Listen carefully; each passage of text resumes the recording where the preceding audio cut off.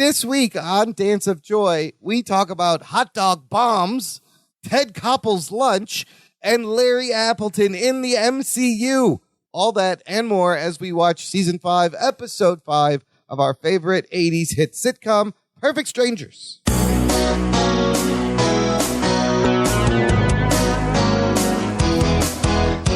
Hello and welcome to Dance of Joy, a Perfect Strangers rewatch podcast.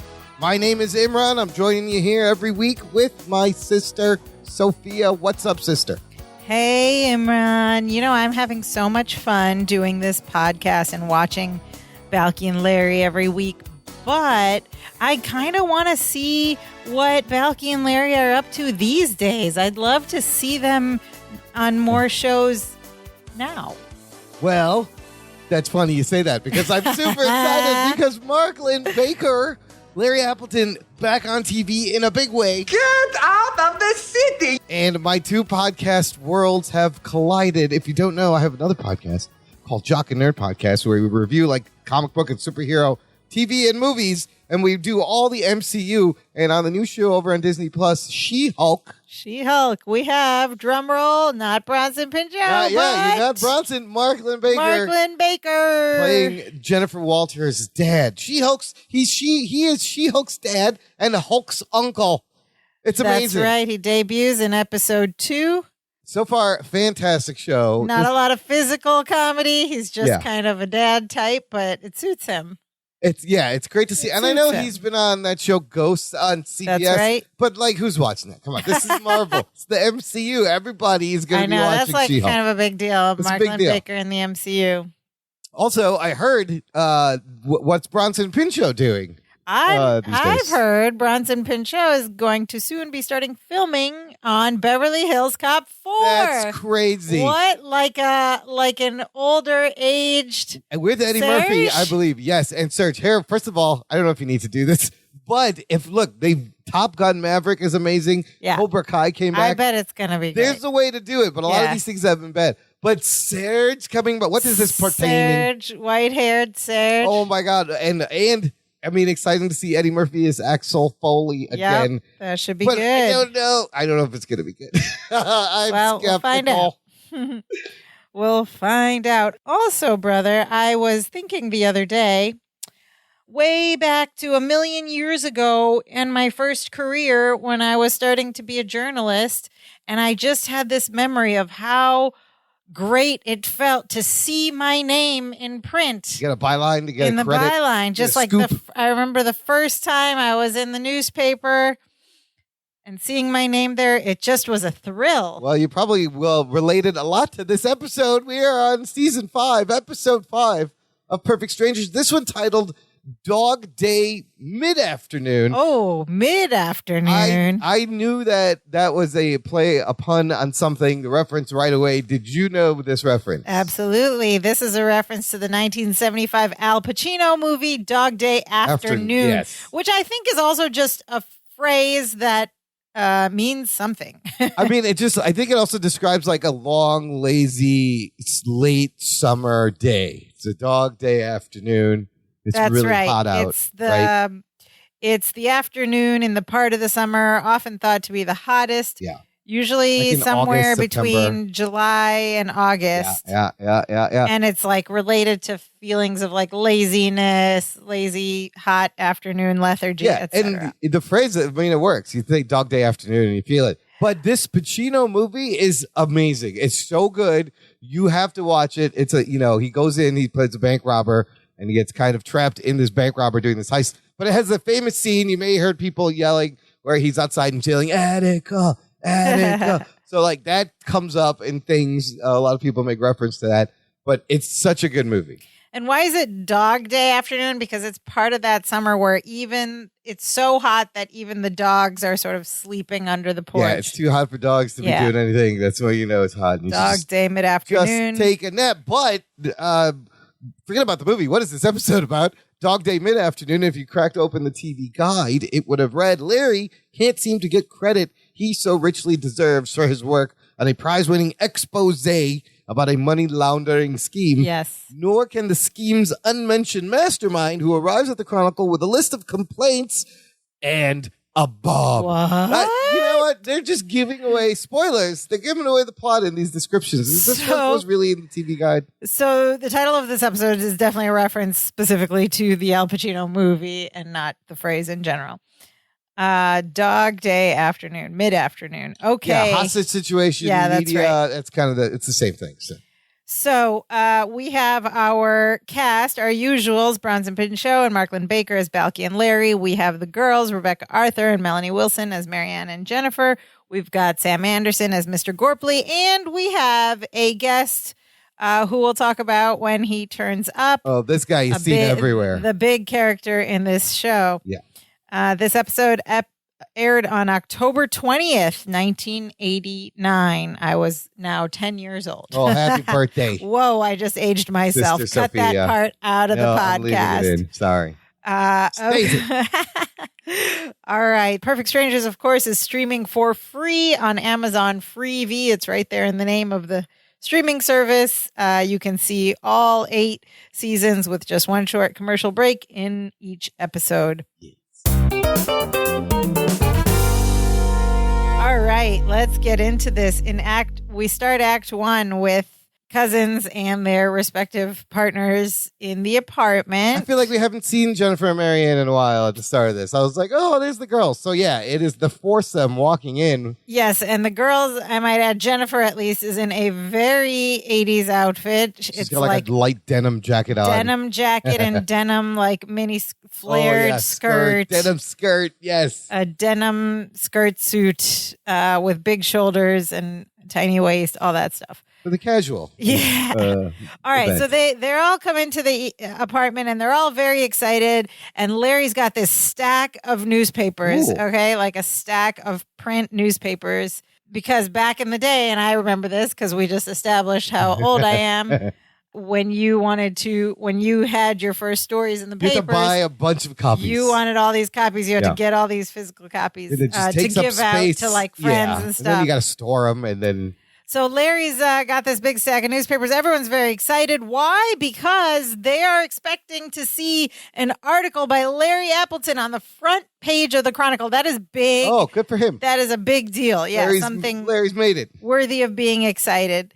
And Not exactly. but Larry tells the group, well, actually, it's a Marshall and Walpole article. You know, that's the investigative team he's been working with. Yeah. Mushmouth and Pole. But he worked on it, so Yeah. definitely there should be some like contributing line, and that's what he's Right? expecting to Yeah. At see. the end of the article. And he's like, I did all the research. There wouldn't be an article if it wasn't for my research. So they all sit down and they find the article on the front page, and Marianne reads the headline out loud, and she goes, "Money laundering in Chicago, a dirty business." Nice pun on money laundering. I'm not sure that would be the front page headline, but puns are not front page headline materials, more for the feature page. I but see. Just the facts. Stop making puns. Yes.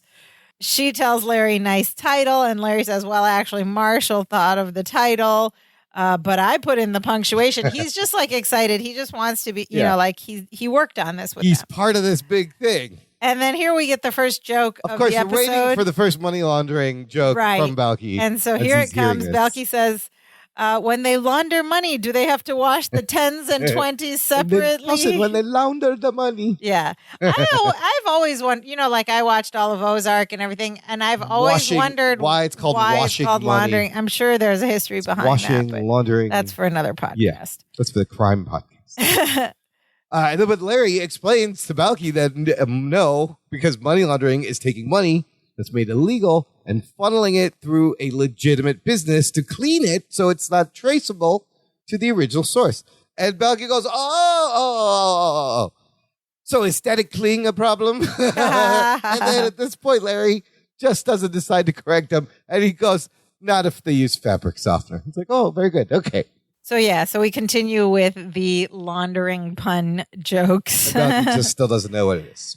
And they all notice that they're looking at the front page together. They don't see Larry's name. And Larry's like, well, it wouldn't be on the front. It would be at the end of the article, that's like what we a said. small contributor Yes. line. So he's even excited about that. So he flips through the pages and they get to the page inside the newspaper where the article ends. And Balky's like, I see something. And he says, and it's even printed in those little slanty letters. And Larry goes, italics. And Balky says, no, it's English. Italian italics. Good wordplay. Then Larry reads aloud what the little print at the end of the article says, and he reads, the Chronicle's investigative reporting team of Marshall and Walpole has won 2 Pulitzer Prizes. That's it. That's all? And then we just see, Balky's like still waiting for more, and we just see Larry's face like kind of go sad. And that's it. That's all it says. And he gets a bit upset. Yeah. He says, rightfully so. Because there's nothing that says research by Larry Appleton. There's nothing that says special thanks to Larry Appleton. There's nothing that says we would have been lost without Larry Appleton. And Larry gets upset. He says, because they didn't mention him at all. And Balky tries to cheer him up. He says, you just have to be patient. Your time will come. And Jennifer tries to jump in on that line of cheering up. And she says, Balky's right. And she tells Larry that she's been a flight attendant for the last 5 years and didn't think anyone noticed her. But then just yesterday, they made her head of her own flight crew. Whoa, recent promotion. And that seems to be news to everyone in the room. Balky says, congratulations. Larry says, that's wonderful. But it's also news to Marianne, her roommate and coworker and best friend. And she says, his face is shocked this whole time. You didn't tell me that. And Jennifer said she was waiting for the right time. And Marianne, of course, this is why she was waiting, because Marianne says, that's not fair. I work just as hard as you have, and I'm only head of beverage service in smoking. Oh, no. Of course, this is back when there were smoking sections on the airplane. You got stuck with the smoking section. And so Jennifer's not trying to get out of there, change the subject. She gets up to leave. And they both walk to the door, Jennifer and Marianne. And Marianne's like, you were going to tell me, were you? And Jennifer's like, I was going to tell you. And she goes, when? At 30,000 feet when I'm choking on secondhand smoke as they walk out arguing. And then here's a quick joke. They leave, and Larry's still upset. And he says to Balky, can you believe that? And Balky says, no, that secondhand smoke can be pretty nauseating. Of course, Larry's not talking about that. Yes. He's talking about his lack of recognition. Marshall and Walpole article, and he gets no credit. But Balky again tries to cheer him up. He goes, look, everybody at work is going to know what work you did, and they will give you the credit on the article. Don't worry. And Balky's like, they're going to give you so much credit, you won't have to carry cash for a year. We like a good credit pun. It's a credit joke. Yeah. And Larry's like, look, I would just be happy with a few pats on the back. A job well done. And Becky's like, oh, well, Gussin, if that's all you want, here's your first. And, of course, he smacks him on the back way too hard. It looks like it stings. It looks painful, That's going to leave a mark. So he gave him a literal smack on the back, slap on the back for a job well done. We cut to the next scene, and it's the next day at the Chronicle in the basement, and everyone's sort of filing out, this is leaving. The most people I've ever seen in the basement of this thing. Well, they had to have a lot of people to show that everyone was leaving at the end of the day. The camera pushes in, everybody crosses in front behind. I was like, look at all these people. Only Balky and Larry are left there, which is not actually accurate because like people stay at a newspaper sort of around the clock. But anyway. Yeah. Everyone's leaving. Balky and Larry are left in the basement.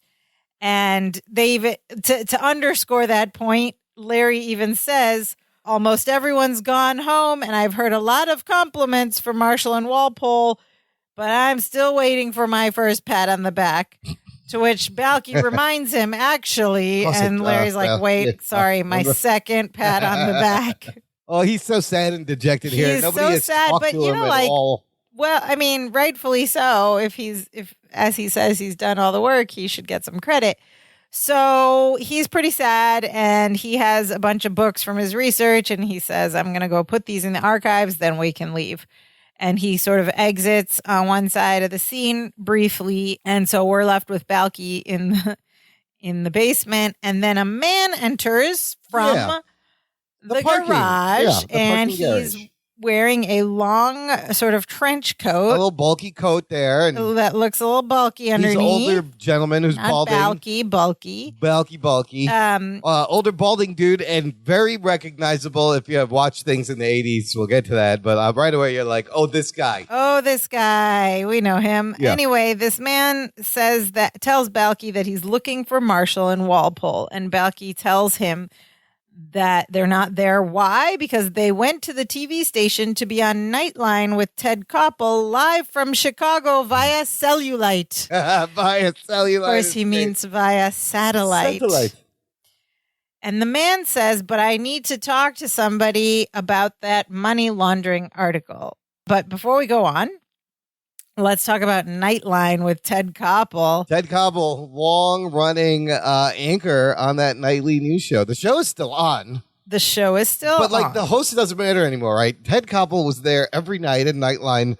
He retired in 2005. Starting in 1980 through 2005, Ted Koppel. And you know how they all, the big news anchors all kind of have, you can make impersonations of him. Do you know, like, the famous way you would impersonate? They did it on SNL. They did. I do remember, but he would take a long pause in the beginning of maybe like, I'm Ted Koppel, and this is Nightline. So they did it on SNL. They did it. I forget who played it. And the guy goes, I'm Ted Koppel, and this is my lunch. And he picks up a sandwich and takes a bite out of it. Just everything Ted Koppel did. He would take a long pause.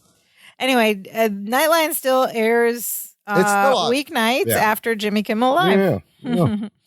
So here we have this man in a bulky trench coat. He wants to talk to someone about the money laundering article. And Balky gets excited because he's like, maybe this is the chance, Cousin Larry's chance to get some recognition. Yeah, somebody can talk to him and get credit. Yes. Somebody's looking. So he offers up this information to this stranger. He says, you can talk to my cousin Larry. He's one of the Chronicle's top reporters. And not many people know this. In fact, nobody seems to know it. But if it wasn't for Cousin Larry, that article would never have been written. So Balky's just trying to do well and give his cousin to be helpful. Try to connect some which is nice. Yes. Which is nice. I don't know why his coat is so bulky, but sure. And the guy's like, that's who I want to talk to. And then Larry enters and he's like, let's go, Balky. And Balky's like, cousin, this nice man wants to talk to you about the money in the washing machine article. It's a great line. Money in the washing. And Larry just blows. He's like, yeah, I know. Marshall Walpole, pure surprise. Thanks for dropping by.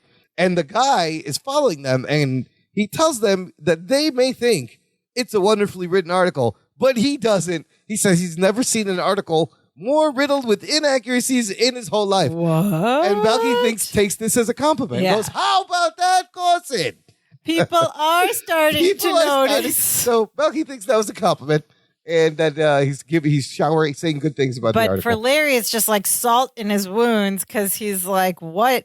And he's already, peeved. He's already annoyed. So he goes, well, you should get your eyes examined because I personally checked and double-checked every fact myself. And Balky is still thinking this is a good conversation. He goes, is he good or what? And the man says, okay, well, you should have triple-checked them because the article was filled with half-truths, fabrications, and downright misrepresentations. Balky goes, wow. He's very impressed, not getting what he's saying at all. He's like, sounds like you got yourself a fan, which is so funny. And Larry's getting madder and madder. Madder and madder. He says, wait a minute. I broke my back on that article. I work nights, weekends. I haven't had lunch for a month. I don't believe this. And Balky's still thinking the other. He's like, I don't either. And Larry, here's the crux of Larry's this is a great turn of phrase, too. He says, I spend all day waiting for any kind of acknowledgement, and my first pat on the back is a slap in the face. Pat on the back is a slap in the face. And Balky, of course, is like, you mean second. Oh, I'm sorry. Of course, yes. Still being nice. And then he gets all mad and threatens him. He's like, get out of here before I throw you out. I would like to see Larry Appleton throw out this large man. He's a little bit taller than him. Yeah. And the man's like, I'm not leaving until I get satisfaction. And then he's like, okay, we're leaving. And the man says, I don't think you understand. Nobody is going anywhere. And Larry's like, oh, really? How are you going to stop us? And the man goes, with this. And he opens his coat and he's wearing hot dogs. No, Nope. It's not hot dogs. There are many sticks of dynamite strapped to his chest. Yes, this was an image that we saw often in dogs. 80s and 90s sitcoms, or even before. I feel like this was we don't see it now for various political, well, the image kind of changed also reasons, and we'll talk about that later. But this image we saw on sitcoms a lot on TV. So it's just a man with a lot of dynamite strapped around his chest and wires and a timer right in the middle. And we get a great Larry. Oh my Lord. But it's cartoony too, because you saw that in the cartoons, which is weird. Oh yeah, we saw it in cartoons. Why was there cartoons about people blowing themselves up with dynamite? I don't know. It's very strange. I don't know. It was the 80s.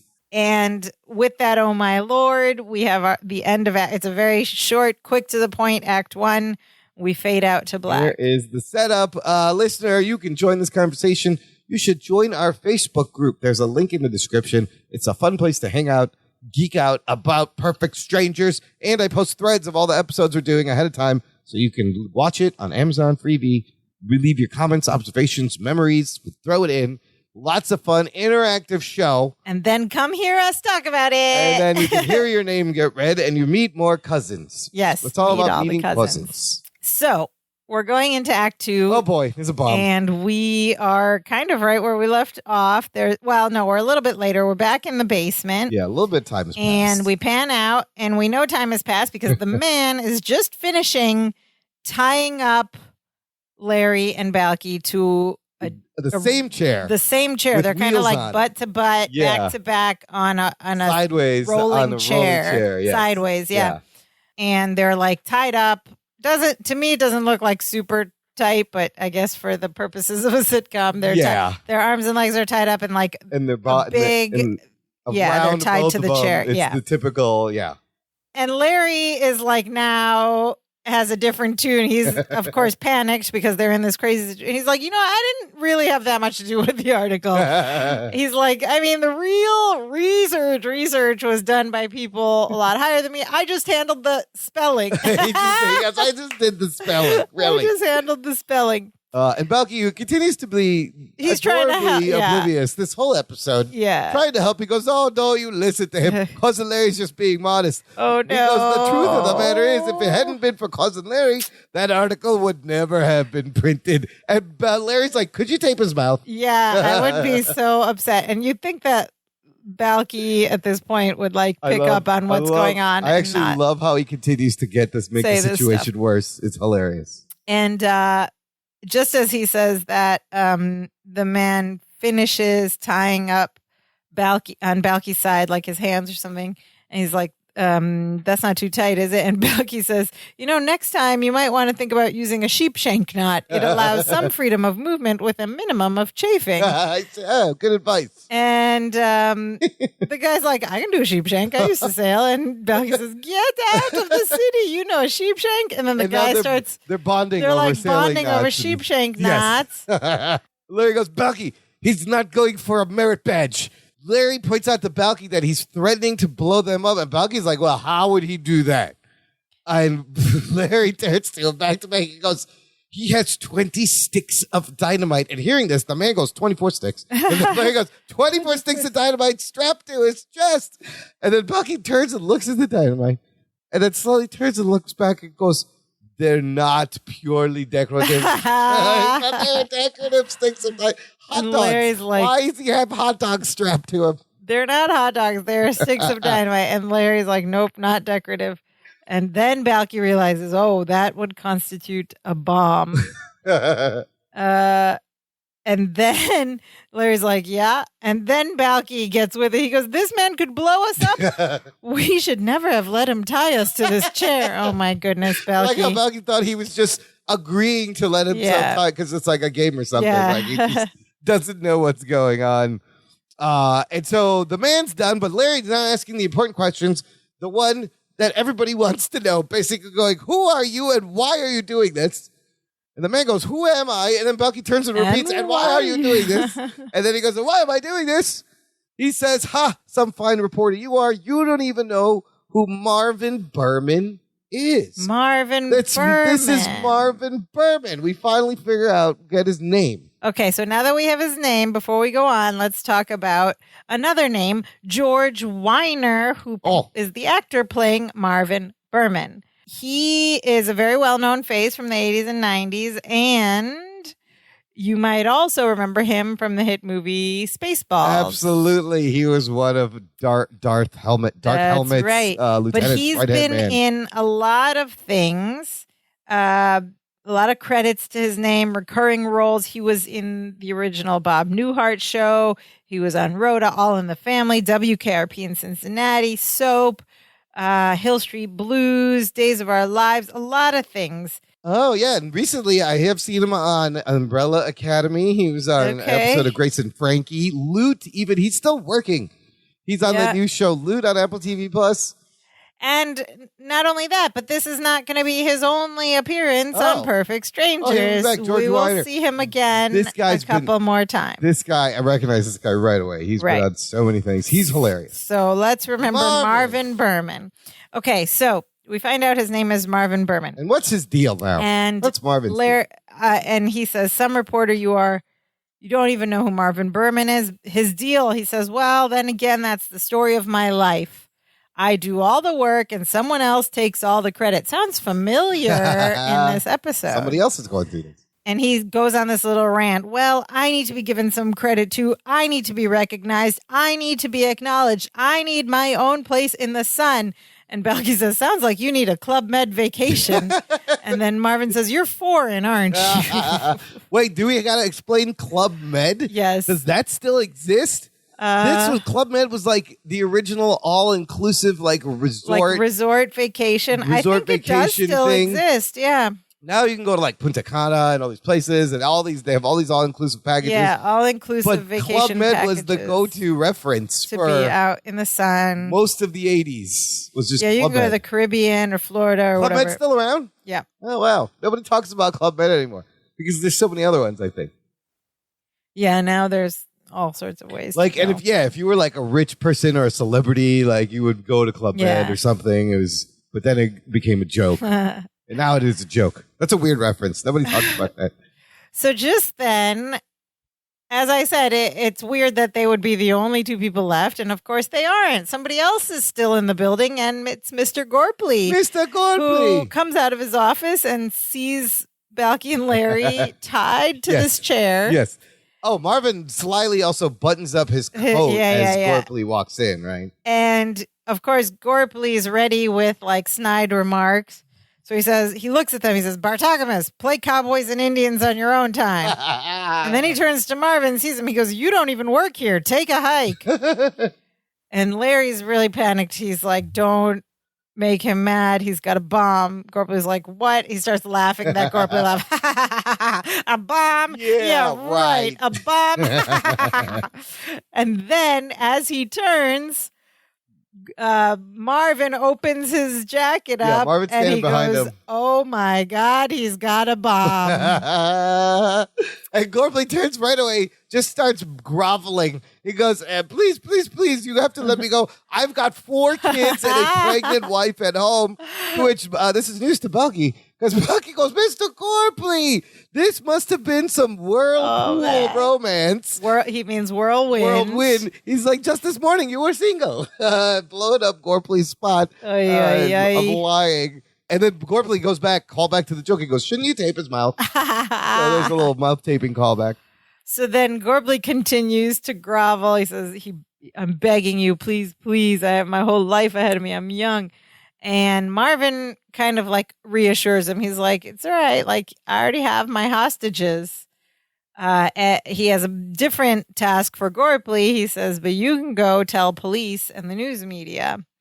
Of course, he doesn't tell him like what his demands are or anything. He tells him what to say. He says, tell them I'm holding your 2 friends prisoner, and if I don't get what I want, I'm blowing this building to kingdom come. Oh boy, yeah, he doesn't have the plan really. But he doesn't say what he wants just yet. I don't think he knows what he wants either. And, he's just angry. Yeah. And then so we transition to nighttime outdoor scene with like cop cars superimposed really badly. Really badly. Like they have stormed the Chronicle and there's news everywhere. And there's like a big deal.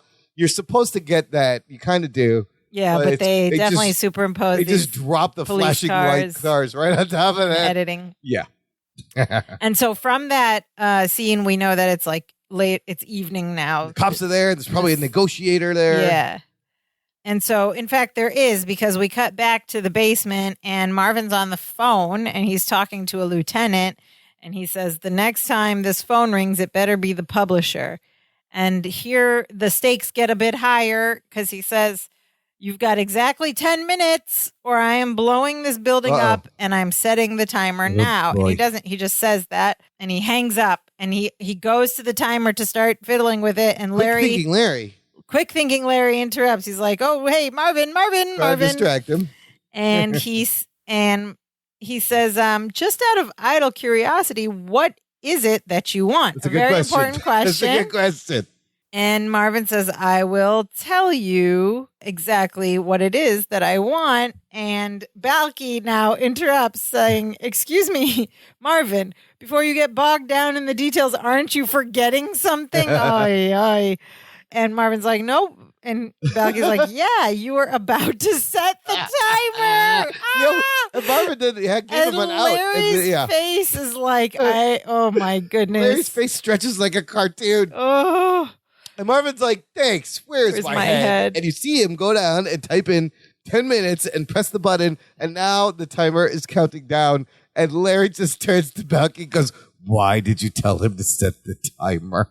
And Balky says, because if he doesn't set the timer and then it hits him. He goes, bad move. Oh, boy. Tragic move. Anyway, Larry turns his attentions back to Marvin. He's got to get to the bottom of this. And he says, this is just a silly article. Why are you doing this? And here we find out more. Marvin explains that the article gave all the credit to that idiot boss of his. And he says the real mastermind behind the money laundering scheme was me. He says, I set up the dummy corporations. I set up the fake bank accounts. I picked out the office furniture. I picked out the furniture. And Larry goes, why have I never heard of you? And Balky says, I've been your roommate for 3 years. And Larry says, not you, him. Why haven't I heard of him? I love how he says him. I don't know why he's doing this. Him. And so Marvin answers, because I'm just the accountant and no one pays attention to the accountant, but they will now. When I talk to the publisher, I'm going to demand recognition. I'm going to make the Chronicle print a retraction. Okay. Let's pause here. I have a few thoughts. Like, did we just find out that Larry sucks at his job? He not like, check up where the money this would was be being grounds for firing. He was the keeping track of the researcher. Books. You would think there would be a few clues leading to Marvin Berman. He was the main researcher. So is he bad at research? Or is Marvin really good at covering his illegal tracks? And this is in fact no, but he wants recognition now. And this is in fact. Yeah. Factual errors in the article, which is I submit Marvin too good at his job, and that's why nobody heard of him. If he had just let something slip, not been as good, it would be. I don't know. No, I'm just. But also, there's other ways to request a retraction or correct something in the newspaper. You can write in, you can call. You don't have to show up with a bomb strapped to your chest. Marvin wants to make a big scene. He wanted a media circus. But yeah, maybe Larry just missed. Something fell through the cracks also. Larry missed it. And there's okay. That's my question. Why haven't you heard of him? Because you're bad at your job, Larry. See, Larry, this is why you don't have a credit on the front page. Yeah, that's why Marshall and Walpole didn't give you any recognition. But here we have two people wanting recognition for the work that they've done, right? Yeah. And Larry gets excited when Marvin mentions a retraction. He's very excited. He goes, retraction, good idea. Now that's constructive. But then he's like, what kind of retraction? A complete retraction? A partial retraction? Marvin. He's just figuring you should know exactly what you want before the publisher calls because, we don't have a lot of time here. He's just freaking out and trying to get Marvin to stop the timer. And Marvin's like, you're right. I didn't think this far ahead. But, I've been busy. I had to go all the way to Skokie to get this timer. Shout out to Skokie. Skokie gets a call out. We're actually, fun fact. We are sitting in Skokie at this very moment. Get out of the city. I am out of the city. I'm in Skokie. That's where we are. Skokie, which is where we didn't live in Skokie growing up. We went to high school in Skokie. We spent a lot of time in Skokie. We spent a lot of time in Skokie. I was tickled when he mentioned Skokie. I was like, oh my God, the Skokie reference. That's a real place. And Balky tells him he should have gone to Sal's Hardware on Lincoln Avenue. I don't know if this is a real place. No, Lincoln Avenue is real. I don't know about Sal's. And he says, you know what they say? If Sal don't have it, you don't need it. You don't need it. Sal's has everything. It's a good slogan. Nobody beats the whiz. And so then Larry suggests that Marvin should write down his demands. And he tells him, go take a few minutes, go in the back office there, get away from all this. And he's just trying to get him to go away so they could run or something. So Marvin's like, yeah, that's a good idea. And he's like, I'll be right back. He goes into Gorpley's back office. And as soon as he's out of the main area, Larry's like, come on, Balky, let's go. And so they spin they're still way. tied to this chair, the same rolling chair. So they're spinning their way back head towards for the loading dock. And and just as they're almost there, Marvin comes out of the office, so they retract and push their spin way back. That was very quick. Well, he's not finished yet. He comes out with a piece of paper, so they roll themselves back as if they were just chilling there. Larry casually puts his feet up on the desk like he's hanging out. And he wants to run stuff by them that he's working on. And he goes, what do you think I should call myself? Criminal mastermind or diabolical genius? And this is a great line. Balky says, diabolical genius. I don't know. It's a little too Batman. Oh, we got a Batman shout out too. That makes me happy. Nice. Anytime there's superhero comic books mentioned. And Larry is trying to obviously get out of this alive. And he tells Marvin the bomb thing is the wrong way to go. And even if they print a retraction, he doesn't see how he can avoid going to jail. And then Balky pipes up, well, he could turn state's evidence. What? Marvin says, that's what Marvin says. State's evidence? What? And Balky says, yes, that way you can tell your side of the story, get the recognition you so richly deserve, participate in the federal witness protection program, and avoid a lengthy prison term. Oh, my. Larry is in shock. Balky, where did you learn about state's evidence? And Balky says, on the all-new Columbo. See, it pays to watch television. It's very educational. Okay, but I loved Columbo. Yes, so that's a fun show. Let's talk about Columbo. I think some more contemporary listeners might not know this reference. It was a favorite of our fathers, which is why we know it. We know right? it. We used to watch it. It was an American crime drama series starring Peter Falk. Peter Falk playing Columbo. Frank Columbo, who was a homicide detective with the LAPD. And this show ran from 1971 to 1978 on NBC. But then it had a resurgence. Yeah, they tried to bring it back. ABC from 1989 to 2003. So in 1989, it would have just come back, which is why Balky says on the all new Columbo. He's referring that was to the when it ABC. Came back. I was wondering about that. I know that when it came back, it wasn't as good because Peter Falk was probably a lot older. But you're Peter Falk in a raincoat with a cigar. Yeah. Kind of scrunched, he would always say, over. what was that middle thing again? Yeah, no, he was always really annoying asking questions. And just when he would exasperate the suspects to admitting crimes, right? And just when he thought he was done asking questions, he'd walk away. He'd turn around and go, one more thing. He'd come back and they'd be like, Columbo. Yeah, one more thing. One more thing. And then a lot of people did impersonations of him. It was a famous impersonation to do Columbo. Is Peter Falk still alive? I don't know. Peter Falk is still alive. He's 83 years old. I mean, my bad. He died at 83 in 2011. In 2011, okay. Also hilarious in the Pink Panther movies. That was him too, right? Before Columbo, he is one of the movie comedy geniuses, comedic genius, Peter Falk, has always been. So this was a nice nod to Peter Falk and Columbo. The all-new Columbo when it came back. And we learned something about state's evidence, which is exactly what Balky explained it is. And Larry is both impressed and excited because this is a good idea to get them out of this. And he says, he spins the chair so that They he's keep facing spinning them now. every time they talk. They have to spin around to face him. And he says, Balky's right. Turn yourself in, testify against your boss, and you'll not only will you get credit, but you'll also be a hero. So now he's appealing to like what he wants. Yeah. And Marvin goes, me, a hero? And Larry says, and you know what happens to heroes? And Marvin goes, People magazine? That's how you think about it. And Larry says, and talk shows, maybe even a book. I'd help you write it.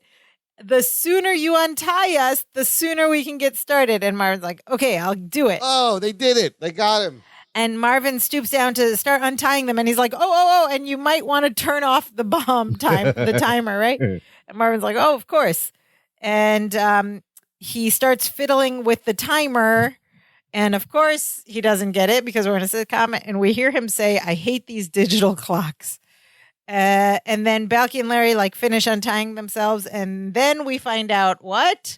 The timer won't turn off. Oh, no. He's pressing the button. Nothing is happening. And Balky goes, well, you should have gone to Sal's. I'm not going to say it again.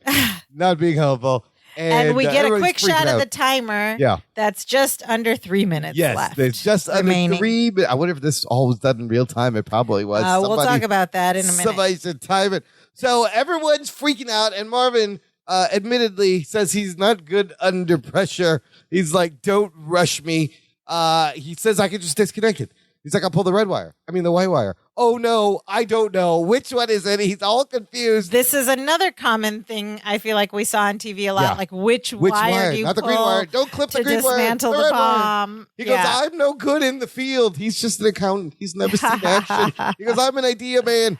And then suddenly he goes, oh, boy, I feel kind of sick. And he goes over to the table faint. and he leans and he's like, I think I better sit down. I think I'm going to faint. And he's starting to pass out on the table. And Larry panics, of course. He's like, no, Marvin, you can't faint. They're like slapping his face. Larry's holding him up while Balky has his arms around Larry's head, slapping Marvin in the face. It's hilarious. They get him to sit up, and Marvin's like, I'm okay. And then they all kind of like sigh.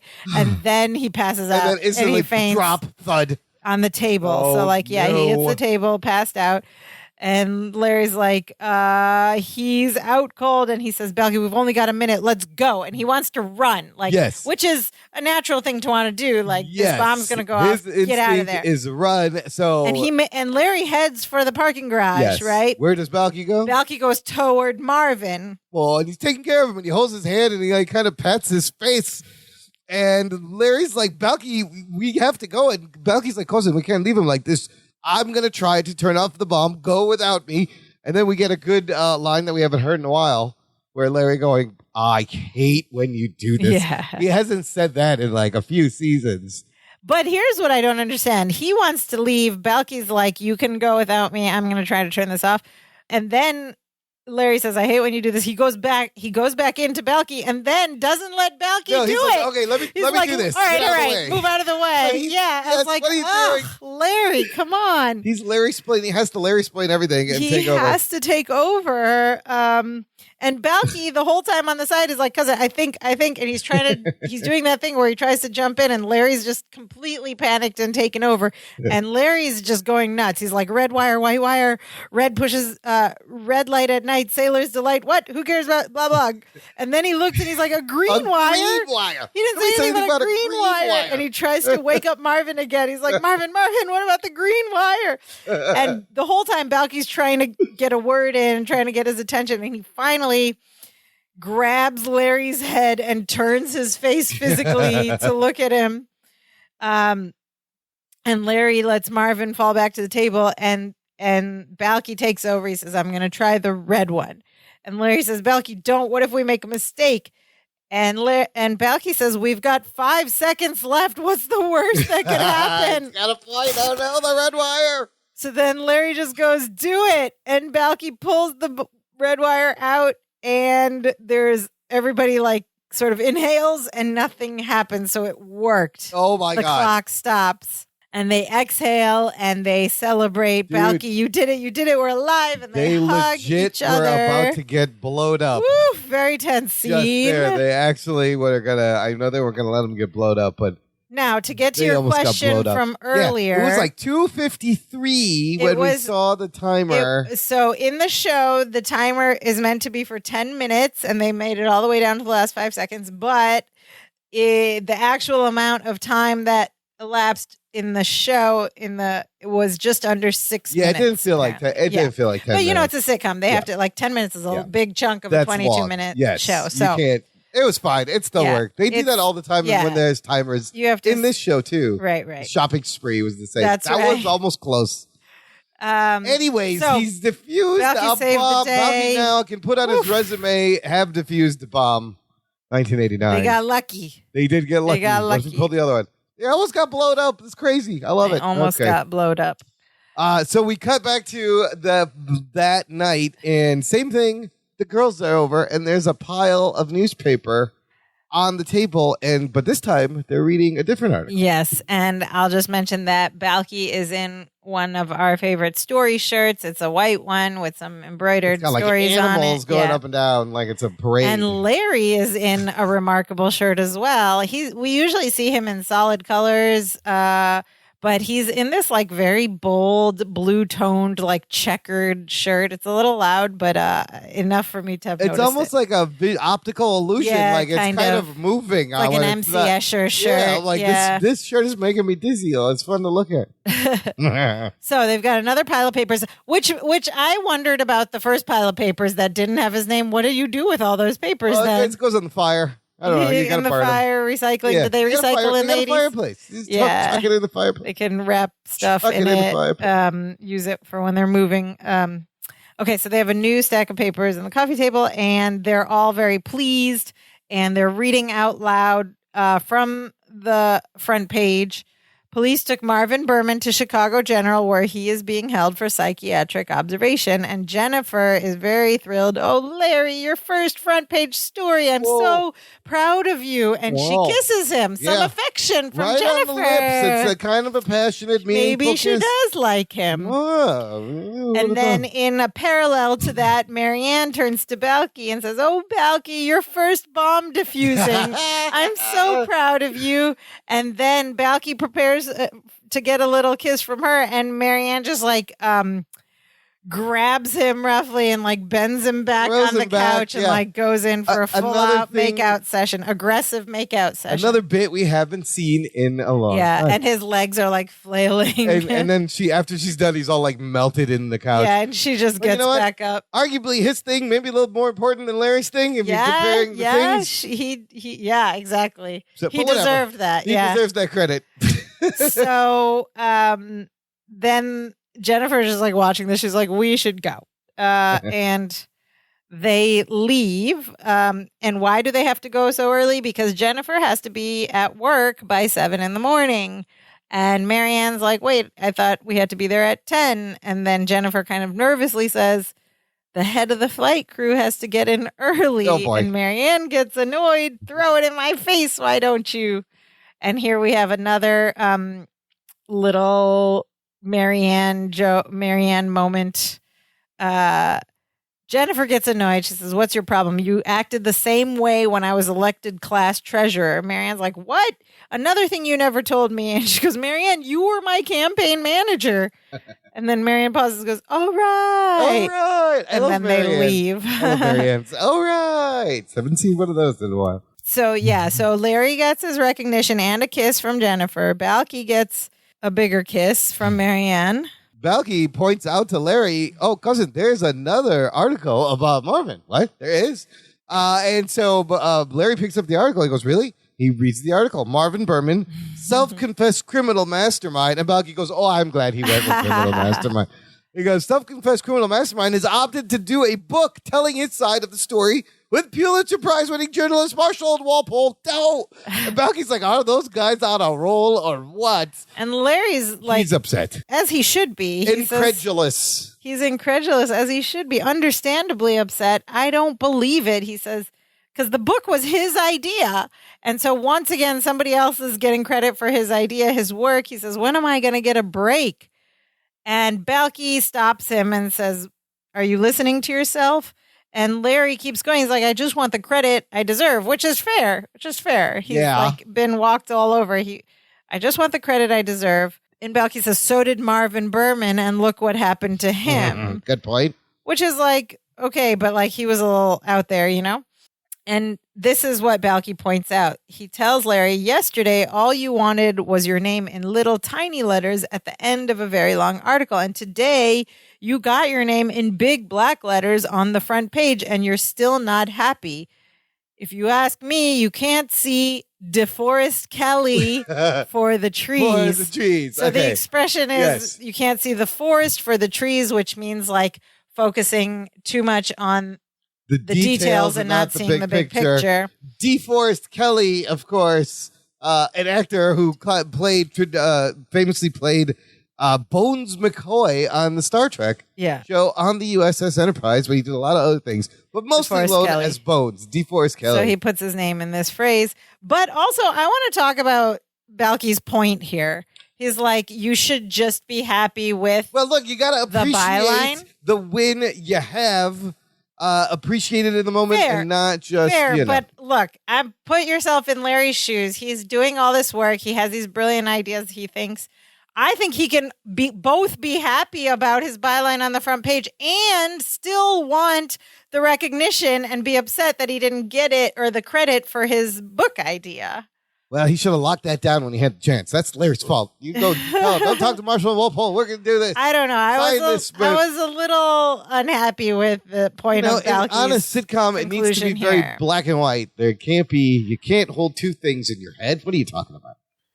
But I feel Balky because sometimes you forget to see the big win you did have because you were looking for something else, and just celebrate what you got. I mean, it's fair. two sides. Yeah, okay. Of the thing. So then we hear the lesson time music, and I don't know. I think we already just heard the lesson, but the music starts now, and Larry says, "Well, things are going pretty well." And Balky says, "Well, isn't that the undergarment of the year?" Another great he phrase. means understatement of the year. Undergarment of the year. And then we get a nice little extra. Larry shows Balky the paper again. He says, "Don't you want to read my article?" And Balky's like, "You just read it to us." And he says, "Well, just maybe take a look at the end." And he looks at the end and he reads, Balky Bartokomous contributed to this article. So Larry has done for Balky and the whole audience goes, what Marshall and Walpole did not do for him. Yeah. And Balky says, "My name in the paper. Wait until Mama sees this." It's and very he sweet. thanks Larry. He says to Larry, "Maybe someday the team of Bartokomous and Appleton will win a Pulitzer Prize." And then they both pause to think about it and Larry ponder. has They're this- staring into space. Larry has this look on his face, like he's like, And then he goes, "Appleton and Bartokomous." yes, of course, absolutely. Yes, And that's then right. we roll credits. But before we go on, Balky says, "My name in the paper." He's in fact had his name in the paper before. This was not the first time. He received a credit for helping with Larry's article in the pros and cons episode. I remember that. But you know what? Every time it happens, it's very exciting. You're going to cut Again, it out, like I right? said, every time it was thrilling. He didn't say my name the Especially as first an- time. He just said my Yeah. name in the paper. Yeah, that's true. Especially as a junior reporter, when you're starting out, every time it's thrilling. You want to frame it. You're like, look at that, my name in print. It reminds me kind of, have you ever seen The Jerk with Steve Martin? I've seen parts of it. With the scene where he's waiting for the phone books and he's just excited because his name is in the phone books. And he's just like, the phone books are here. Yeah. The phone books are here. Anyway, we roll credits. Roll credits. Listener, check out our TeePublic shop. It's called danceofjoypod.com/shop. It's not called that. That's the URL of the shop. It's called the Dance of Joy merch swag shop, where you can find cool graphic niche t-shirts and hoodies and tank tops Phone and covers, mugs and travel mugs and stickers and pillows, all with the Dance of Joy logo, and show your love for the show out in the real world. Yes. It's a lot of fun to have weird things that nobody knows what they are. Yes, wear it to the grocery store and tell people about it when they ask.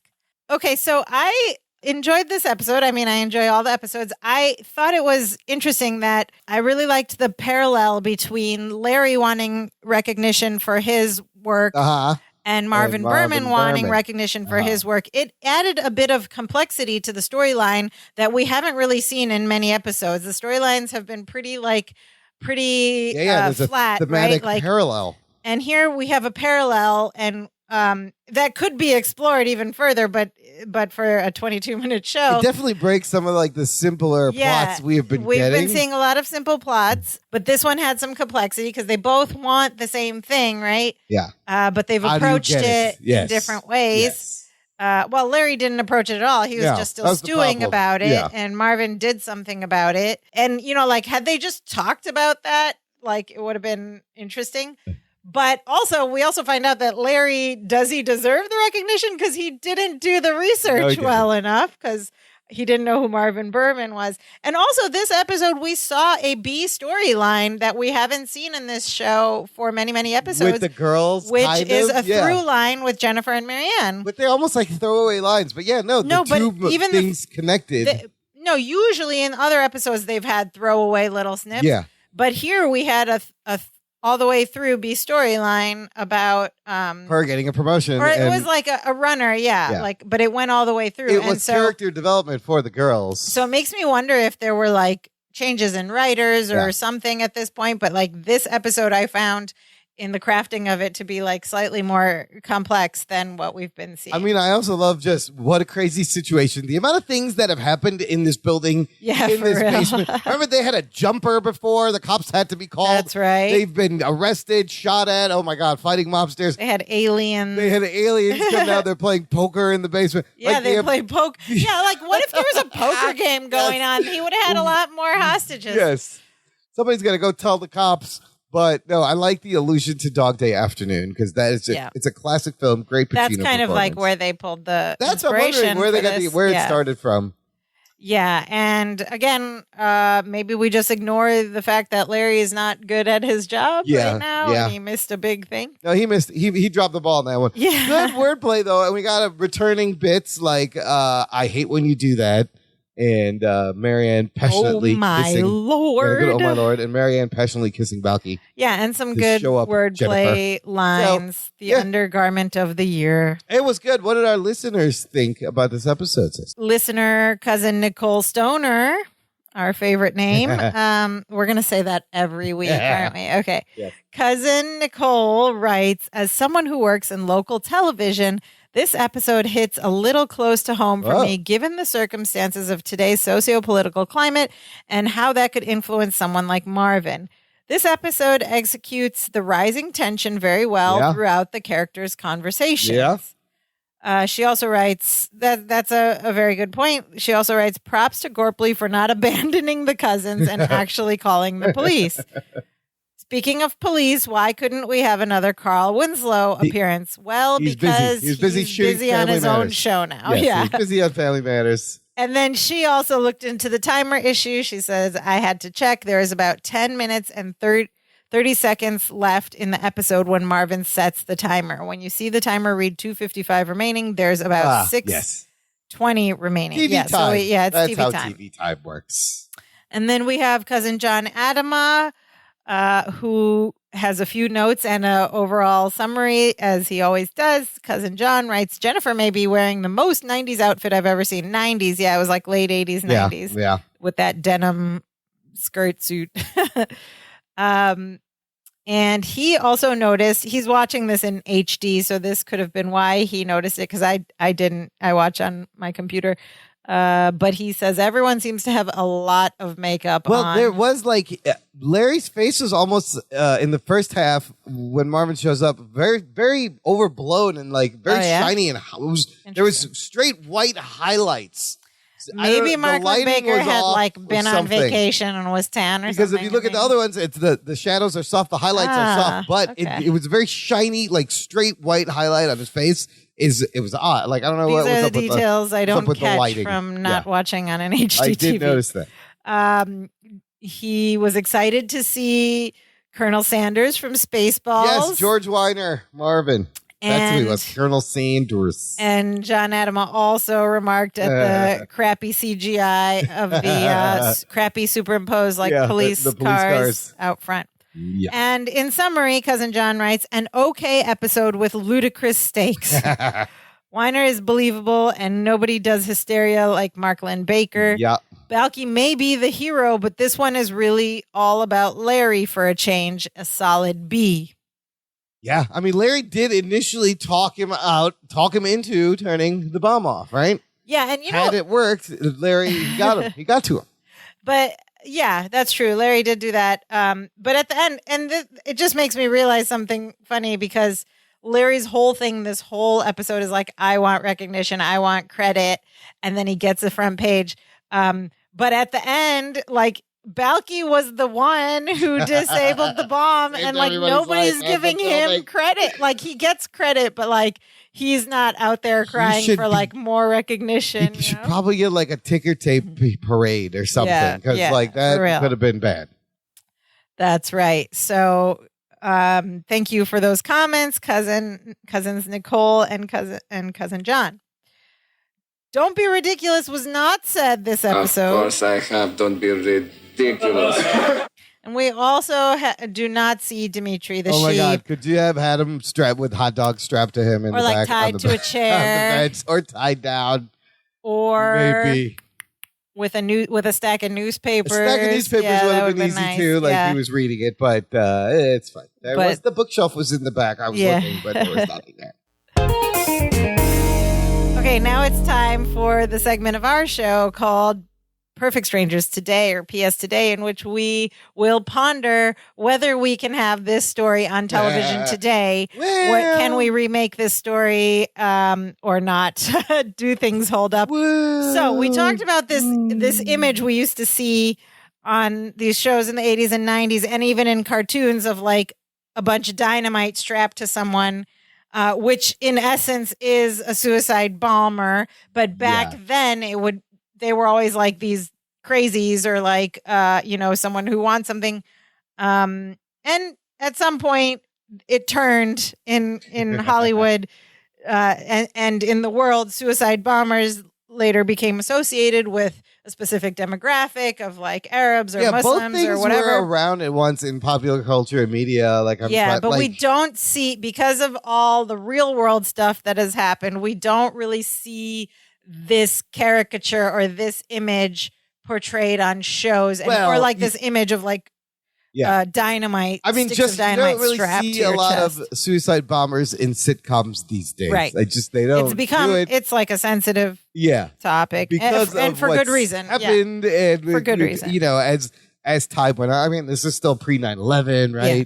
But even then, in a lot of Arnold Schwarzenegger movies, the bad guy was always like an Arab terrorist, or they were hijacking the plane. So it became that. The bombs got much more sophisticated. So like the timer wouldn't malfunction, right? Like provides comedy.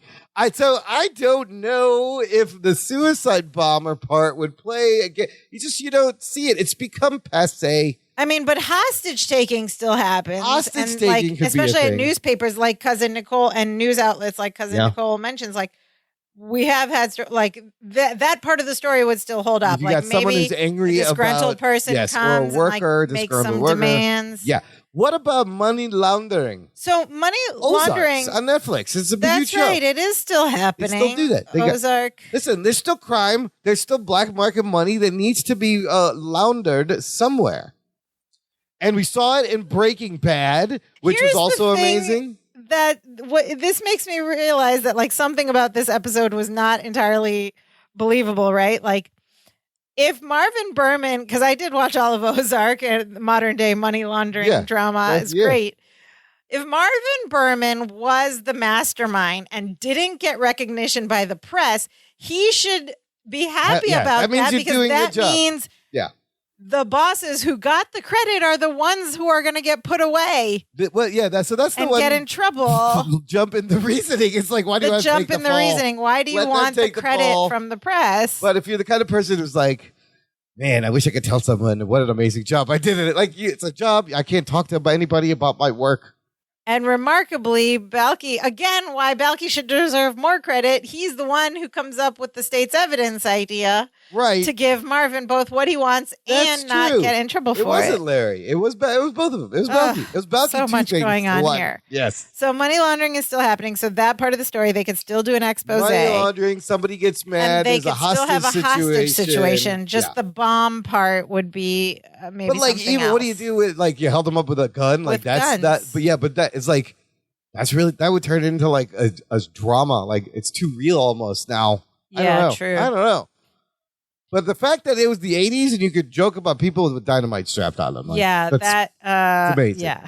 What a time. What a time What to a be time. alive. So maybe Hot dogs. we wouldn't What make this kind story. of man wears armor hot dogs? Maybe we That's a wouldn't Simpsons make this reference. story today. Yeah, I don't know. Not in a sitcom, not in a situational comedy. Like we have shows like Ozark and stuff like that. But And listen, that's going to wrap it up for this week. But there's one more thing I want to share before we wrap up the show completely. We mentioned, I think a couple episodes ago, Mark Baker, Bronson Pinchot went to this comic book convention, SteelCon, Monroeville, Pennsylvania. Yep. And we were very, very jealous. We couldn't be there. But of course, as is the world, there was a panel and it's on YouTube. You can watch the video on YouTube. And it was kind of charming. Did you watch this video? What I did you think? did. It was very charming. And for, the beginning, it was a Q&A basically with people who were there. Yeah. Like it just launched into Q&A. There wasn't really a presentation beforehand. And the first couple of questions will be a little irritating for diehard Perfect Strangers fans because they're kind of like clearly asked by people who are not diehard Perfect Strangers fans. You're like, Softball questions. Stop asking How did you the dumb think they questions. look? Like Bronson has white hair. I think he looks great. Bronson looks great. Mark looks like a dad. Mark or Baker's uncle. they that mustache, Yeah. which is amazing. But that he looks like he's She-Hulk's dad, man. Yeah. He's Jen Walters' And, like, dad. It's perfect. Like they did for many years have great chemistry together, but like there's clearly a difference in personalities. Like Mark is quieter and reserved, and Bronson just likes to talk. Can't shut up. So I want to share a couple of stories. Yeah, let's do it. From Bronson and Mark. Very funny stuff from the Steel City Con panel, from Perfect Strangers panel.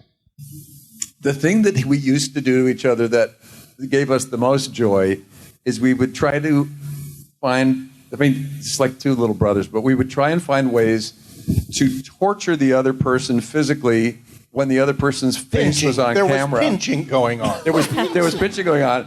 But the first time and then we would study the film. You saw it out at the tables. We were trying to sign on it. Oh, yes. Whenever Mark is taking a picture at the table, I'm digging my fingers into his back because the whole game is if anyone notices. I have bruises. If anyone notices. I have bruises. If anyone notices the pain, then he's lost. So we were doing an episode where we were on a narrow mountain ledge. And there were maybe, I'm going to say conservatively, 4 times we had to pass. One guy had to pass in front of the other guy. So whoever was in back would just dig his fingers into the guy's back and twist as hard as he could. That's and crazy. then when the episode came out, we were scrutinizing it to see if anyone showed suffering. But the absolute best one, he doesn't remember it. We were standing, getting ready to come in to the apartment, and Mark was right ahead of me. And I don't know why, but we had to come in really close together. And it's still on film. I don't know what the episode is, but he's standing right in front of me. And as the door opens, he whips his hand. He goes, and just smacks me in the junk.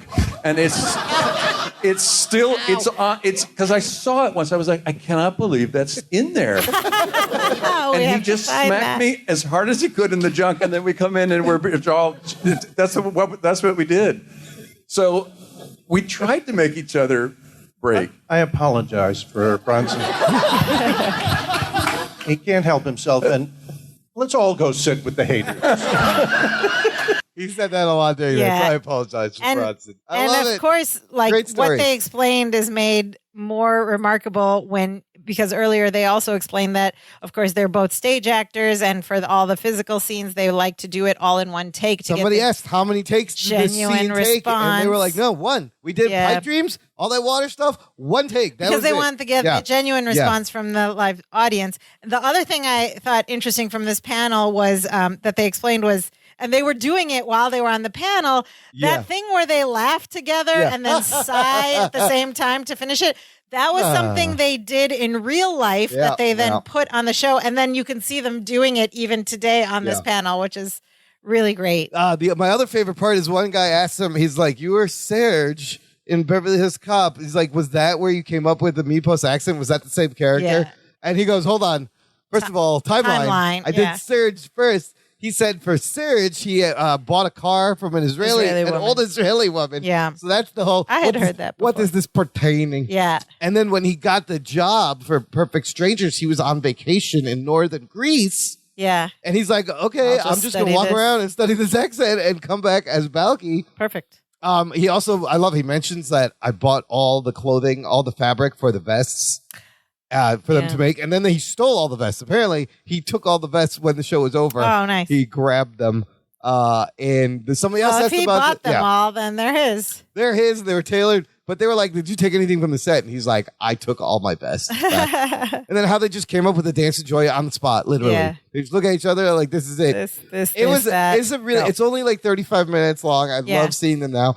And now I get to see MLB every week on the She-Hulk, hopefully. On She-Hulk. Which is so great. Should we do another podcast about She-Hulk? Listen, it's a great show. You already have your other podcast. We talk about it. Well, you watched the first 2 episodes. Yeah. What did you think? Spoiler I love without it. spoiling anything.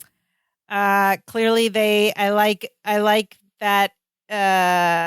Clearly they have women writers and women producers because there's a lot of, it's a female protagonist, but also a lot of her dialogue and her character is like very true to women's struggles and in ways that we haven't seen. Like we find out the whole reason that she's different from her cousin, the He-Hulk.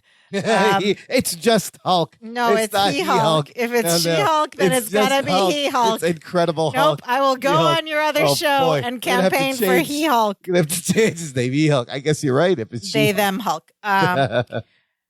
So her cousin, the He-Hulk, couldn't control his anger and would go back and forth. And right in the beginning, they explain. So she's a lawyer. She's a hardworking lawyer. As a woman, so she's been through all the crap that men give her. And they explain that she has more control over her emotions because that is the general state of what women have to do day in, day out. Controlling my anger. You have to control your anger. Otherwise, we'd all be in a flying rage 24 hours a day. So, and the fact that is acknowledged right away is like clearly a woman wrote that, and that's Jessica amazing. Gao is the head writer. It's a really wonderful show, and Marvel, they're brilliant because like their demo is like men, right? Yeah. And they have made a show that a lot of dudes can watch with their girlfriends and their wives now, and their wives will get into it. And it's made for women by women. Yeah, but it's great. Men should be watching it anyway. They are. No, they were. That's the thing. They were going to watch it anyways because it's Marvel. It's Mark Ruffalo and it's Hulk and He-Hulk and She-Hulk. Buffalo is Mark Buffalo. Mark Ruffalo is He-Hulk. Yeah. Okay. Well, I'll petition Marvel to change his name. If she's She-Hulk, then he's got to be He-Hulk. All right. That's not how it works. Why is default Hulk default a Hulk male is just Hulk? She-Hulk. Because then you have I don't know. Just exactly. You don't know. All right, know. well, write an email. Strongly worded email. Where's the He-Hulk show? Yeah. there isn't one. That's gonna do it. Join us next week, listener, when the cousins find things in their chimney. Which is weird. And hilarity ensues. No, they never look. Is it Santa Claus? What's up there? I don't know. Presents? They're going to find something special. Some treasures in the chimney. Dick Van Dyke as a chimney sweep, singing and dancing. Chimney. The Mary Poppins. You're going to have to tune in. True. In the meantime, you can support the show if we made you laugh, if we made you remember your childhood a little bit. You can buy us a virtual coffee. Visit danceofjoypod.com/support. There's a little button there. All proceeds go back into the maintenance of the show. We appreciate everyone's tips and support. And Dig does. You can also just send us a note. Say hi. Tell us about your first byline in the newspaper or your first hostage situation. Yes, either one will work. You can do that by visiting our website, danceofjoypod.com. There you can leave us a voice message or send us an email or send us a note on any of our social media sites, Facebook, Twitter, and IG, all linked from that website. You can also find all the places where you can listen to the podcast and leave us a rating or a review. Any little bit of support and sharing helps us out. We love to see it. We love to hear from you. We'll shout you out on the show. But Imran, what is the most important thing our listeners should do? Always go to Sal's on Lincoln Avenue because if Sal don't have it, you don't need it. He'll sell you a timer that works, people. Yes. No, the most important thing is never put ketchup on hot dogs. No, the other most important thing, that's a Chicago thing. Only if you're in Chicago. Share the show, of course, with your perfect strangers, pals, with your family. With your hostage negotiator. With your hostage taker. Yes, with your money laundering assistant. With Sal at the hardware shop. At Sal's Hardware. All those places. Spread the word. Spread the word. Word of mouth goes a long way. We appreciate it. And now we are so happy. Now we are so happy we do the dance of joy. Hey, hey, hey.